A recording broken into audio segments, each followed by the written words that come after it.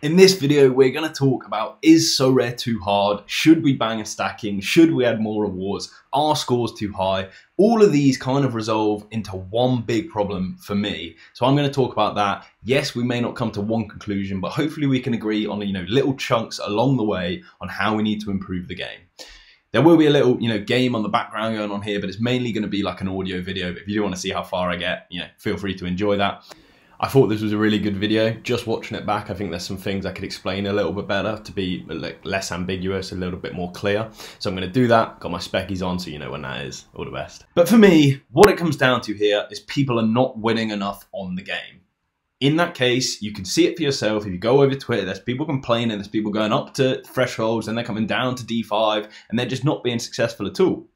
So then we see this spoke about and people reply with, great, just add more rewards, add the DMP rewards, add these events, add more ETH thresholds, add more ETH prizes. And that's all great to a degree, right? But we've got to be realistic here. Are the rewards actually too low for the game? And if they are, what happens in the future when more people get onboarded, right? We've had this issue before and we had to issue limited cards, one of 1,000 cards. I mean, where do you go next? One of 5,000 cards, one of 10,000 cards? Yes, that's possible, but it's a massive risk. If there's not enough demand to fill that market, then these cards fall in value, limited cards come down, rares come down. You start making this panic stations of, okay, well, there's not enough users and all the rest of it. Adding a new scarcity is not the answer. So here, the basic synopsis, right, is that, some people were complaining quite frequently last weekend on how hard it is to win on Sorare, and I can kind of understand why they think that. And then, a lot of other people replies are just, yeah, improve rewards, get the DMP rewards out there. Of course, DMP rewards are great. Basically adding to the reward pool for, free, basically. We haven't been using them, but they do have other plans for that pool. So it's like, yeah, I don't really want to go down that rabbit hole as that's the issue that's going to solve everything. Of course, more rewards is great, but I'll go into a little more depth on that later. And what I would actually argue, is the rewards are actually good enough. You can find plenty of people making fantastic returns on this game. And people mix this up with the other issue of stacking. Because stacking, I've made my personal opinions on it very clear. I don't think it's good for the game long term, but it's very fun. But it's not the hill I'm going to die on in this video. I'm not even going to get into it really, right? It's not going to solve the problem people are thinking about.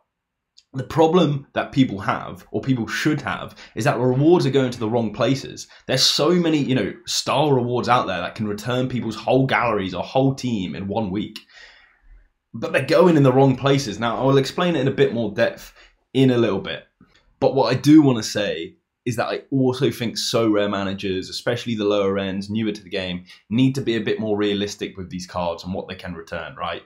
You have these cards for the rest of their whole career. That's the major selling point. That's the big benefit of Sorare. If you're not winning this week, if you're not winning this month, that doesn't matter, right? People get so over exaggerating in the short term, right? They only care about the short term, where it's like, if you zoom out, you might actually be making a great return, but you're complaining about it because you're only looking at the short term. So there is a bit of that completely. But the point I want to, almost drill home on here is there are great rewards to be they're just being won by the wrong people. And what I mean by the wrong people is that, you see these whales in the divisions, and this isn't a haves versus the have-nots, the whales versus, the mini whales versus normal people, or however much you've got to spend. Yes, a bigger return put into a platform should yield a better ROI, better return on investment, of course.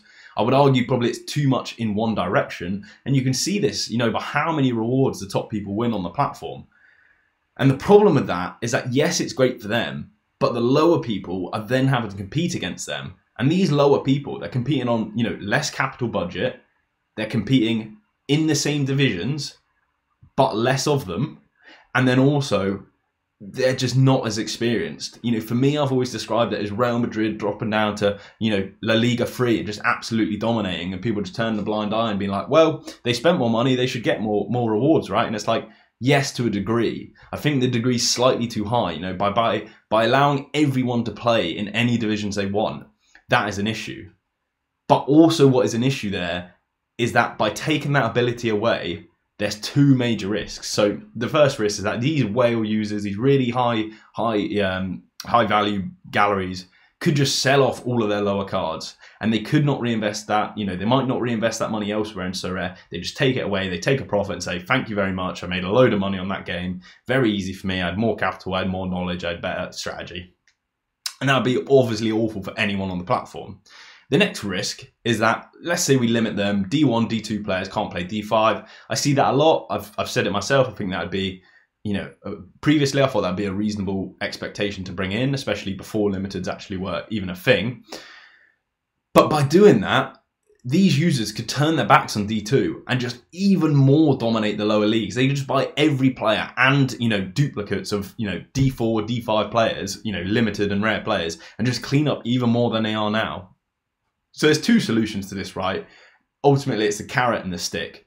You give them the carrot, you say no, you give them the stick and you say no more divisions. You know, you can only play in 8 divisions. You can only play in 1 above you, 2 above you, whatever it is, right? Basically limitations on how many leagues you can enter, how many games you can play.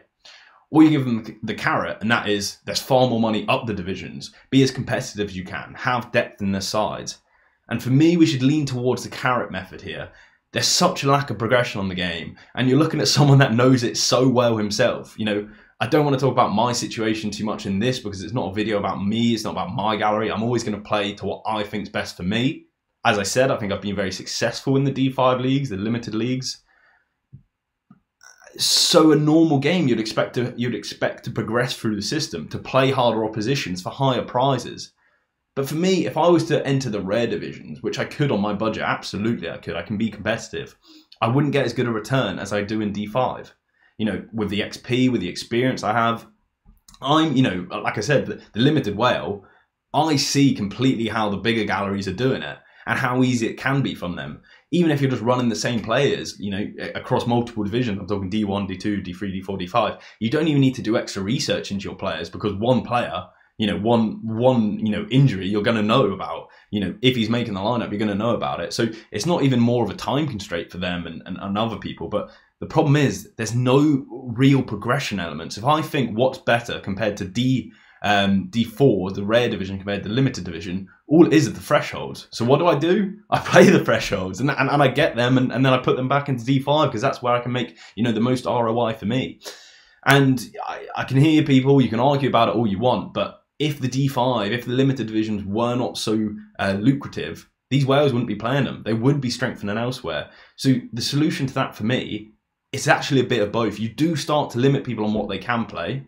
And I'm not, you know, I'm not coming here with the perfect solution on how you do it. Whether you say you can only enter 10 teams, I think that would be all right. 15 teams, whatever number you pick. You know, you can't play D5 and D1. However you want to limit, but it's not too firm, basically. It's a very small limitation. It'll affect such a small amount of users, you probably won't even hear anyone complain about it.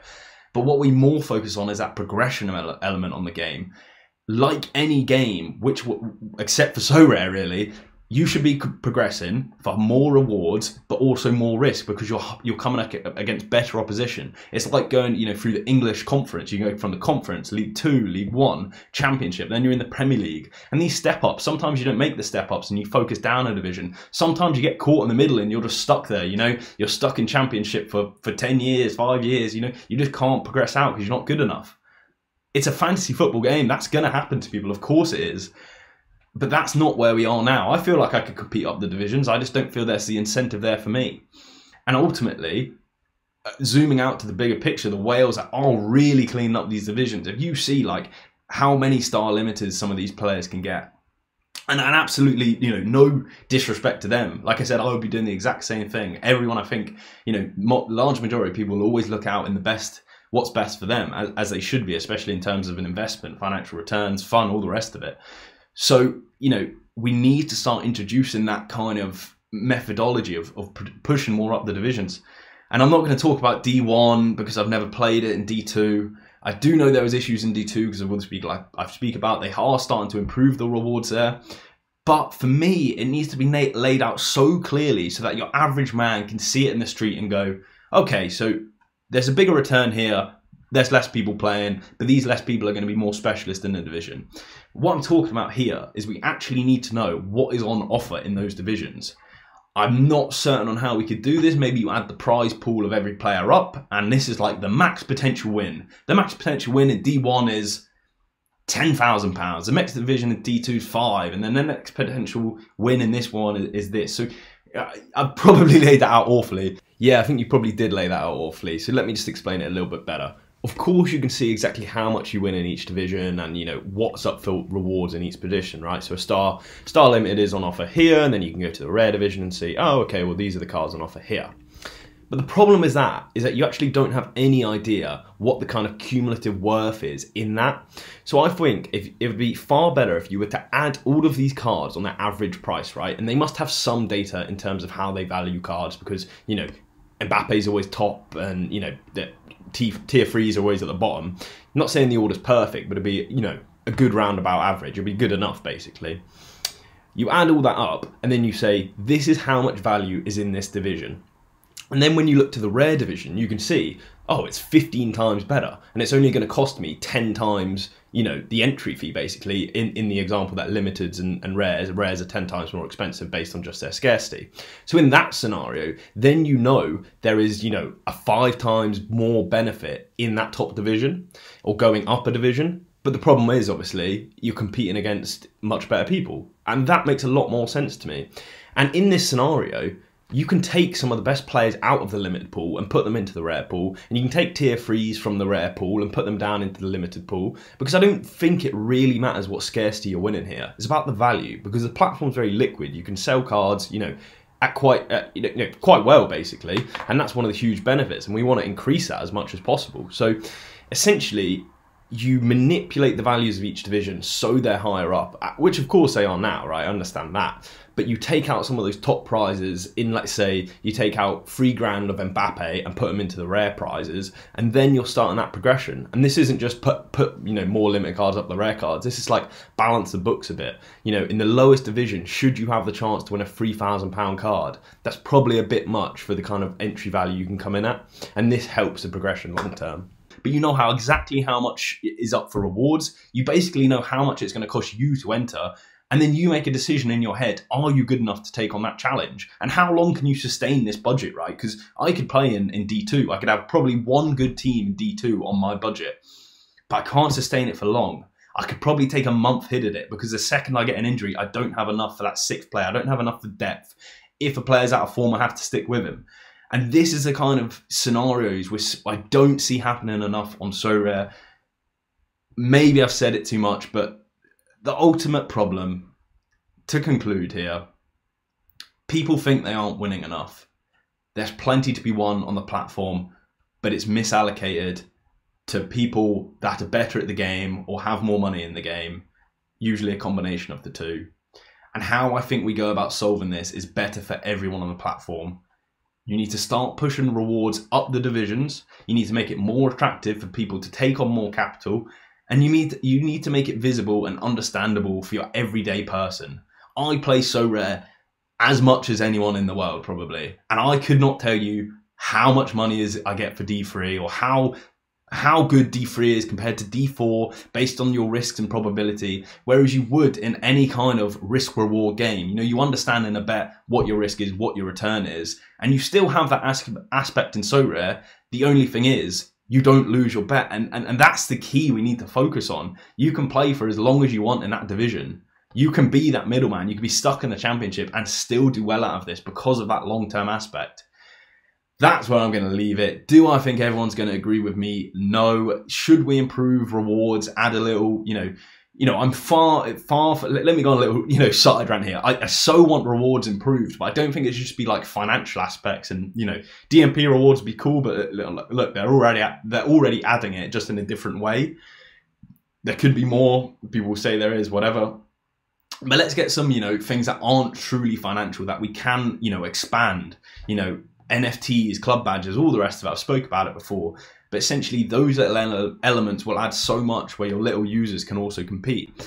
And again, I do want to praise Sorare. You know, the Sorare Academy is absolutely fantastic. There is a division. It's basically between the casual and the limited division where you're just competing against yourself. You're learning the ropes.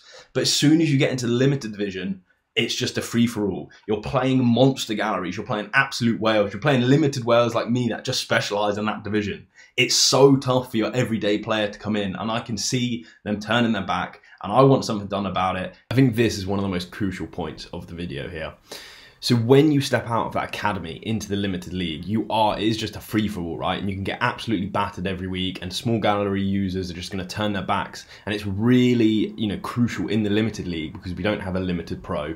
All of the best cards go into those leagues. And then, like I said, you get these massive galleries coming down and winning pointless rewards for them near enough, but would absolutely change the whole perspective of a smaller gallery, Even if it pushes me up the division, I'd love a new challenge, a more risk, more reward type scenario. It'd be tough to sell some of my cards, don't get me wrong, but put that carrot there, make me go out there. And yeah, alternatively, it's the same with thresholds. Maybe we reallocate some of those thresholds away. I've said it, maybe not too publicly on here, but the thresholds are great. They are overrated, but I promise you they are overrated for how much money gets paid out.